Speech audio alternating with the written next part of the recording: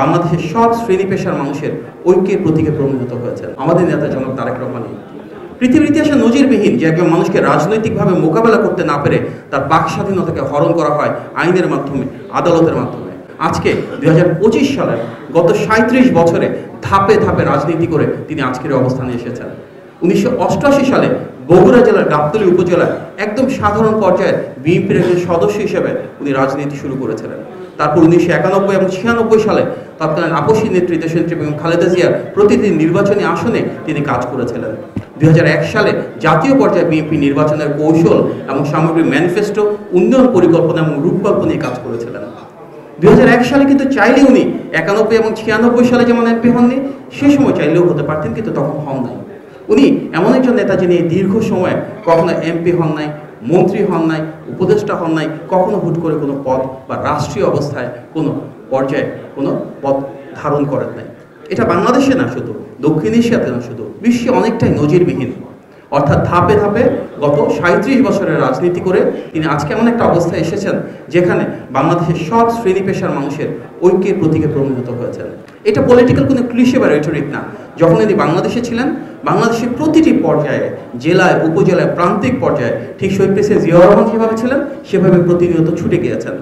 একজন কৃষকের পাশে উনি দাঁড়িয়েছেন, শ্রমজীবী মানুষের পাশে দাঁড়িয়েছেন, যাদের প্রান্তিক পর্যায়ের মানুষের সমস্যা রয়েছে সেটা সমাধানের জন্য চেষ্টা করেছেন। এবং ওনারই নিরঙ্কুশ জনপ্রিয়তা, আকাশচুম্বী জনপ্রিয়তা হয়তো যারা বাংলাদেশ বিরোধী শক্তি দেশে এবং দেশের বাইরে তাদের কাছে একটা বড় হুমকি হয়ে দাঁড়িয়েছিল। যার কারণে 111 হয়েছে। আমরা দেখেছি ওনাকে কিভাবে নির্মম নিষ্পেষণের শিকার হতে হয়েছে, কিভাবে মানবাধিকার লঙ্ঘন এবং বাক স্বাধীনতা হরণের শিকার হয়েছেন আমাদের এই নেতা এবং তার সমগ্র পরিবার। আমরা হিউম্যান রাইটস ভায়োলেশনসের কথা বলি, সারা বাংলাদেশে যে রাইটস ভায়োলেশনস হয়েছে তার একটা বড় প্রতিবিম্ব আমাদের নেতা জনাব তারেক রহমান। পৃথিবীর ইতিহাসে নজিরবিহীন যে একজন মানুষকে রাজনৈতিকভাবে মোকাবেলা করতে না পেরে তার বাক স্বাধীনতাকে হরণ করা হয় আইনের মাধ্যমে, আদালতের মাধ্যমে।